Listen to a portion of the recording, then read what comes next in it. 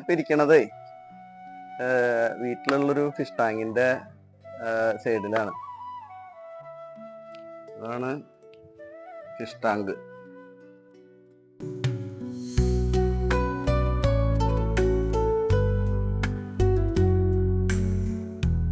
ഇതില് ഗപ്പികളിനൊക്കെ വളർത്തിയിരുന്നതാണ്. പക്ഷെ ഇപ്പൊ ഇതില് മീനൊന്നുമില്ല. ഇപ്പൊ ഇതില് ഫുള്ള് തവളകളാ. ഒരു 250 മുതൽ അര കിലോ വരെ വെയിറ്റ് ഉള്ള തവളകൾ ഇതിൽ നിറച്ചുണ്ട്. ഇപ്പൊ പുറത്തൊന്നും കാണില്ല. ഒക്കെ ആളിവിടെ വന്നിരിക്കുന്ന കാരണമൊക്കെ അടിയില്ല. ഈ ഫിഷ് ടാങ്കിന്റെ സൈഡില് ഇവിടെ തന്നെ കുറച്ച് സ്ഥലമുണ്ട്. അപ്പൊ അതില് മണ്ണിട്ടിട്ട് അവിടെയാണ് ഞാന് പുതിന, തവള പോയതാ, പുതിന കൃഷി ചെയ്യണത്.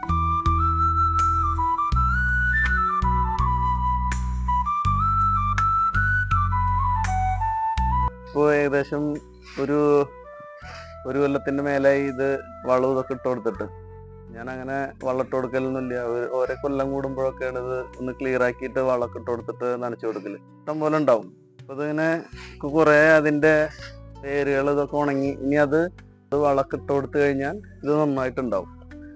ഇതുപോലെ മണ്ണൊക്കെ കോരാൻ പറ്റുന്ന ഒരു സാധനം ഉണ്ടെങ്കിൽ സുഖമാണ്. ഇങ്ങനെ ഉള്ള കൃഷിപ്പണികൾക്ക് വലിയ ഹെൽപ്പാണ് ഇങ്ങനെയുള്ള സാധനം.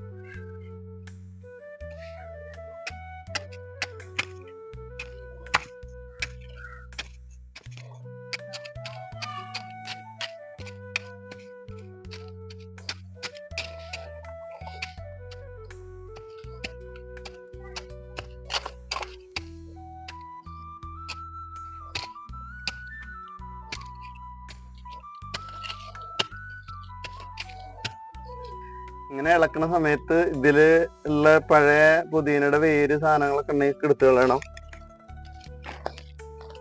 നേരെ വളമിട്ട് കൊടുക്കുക. ഇതിലേക്ക്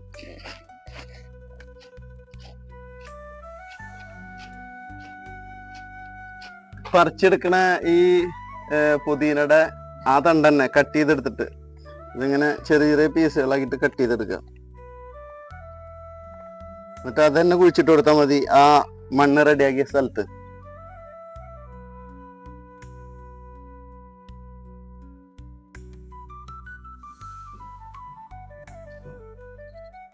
ഇങ്ങനെ വെക്കുക, മണ്ണിട്ട് കൊടുക്കുക.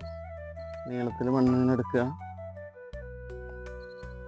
എന്നിട്ട് ഇതിങ്ങനെ അതിലിറക്കി വെക്കുക, മണ്ണിട്ട് കൊടുക്കുക, നനച്ചു കൊടുക്കുക. അയ്യാ, എന്ത് നോക്കണ്? എന്ത് നോക്കണ്? തവളേനെ? അന്നെ തവള എന്താ ചെയ്ത്? പറഞ്ഞോ, തവള എന്താ ചെയ്ത്?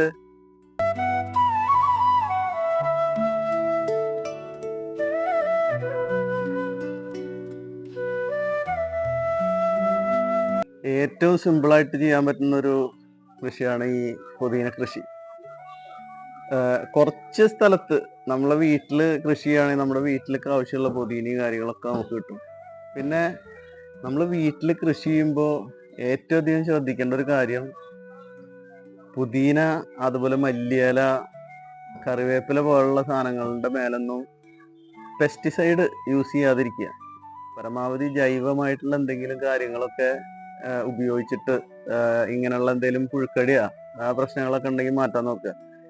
പുതിനയുടെ എല്ലാ പുഴുവൊക്കെ തിന്ന് പോണ്ടിട്ടുണ്ടെങ്കിൽ അത് പുതിനയുടെ അടിയിൽ നല്ല രീതിയിൽ നനവ് നിൽക്കുന്നത് കൊണ്ടാണ്.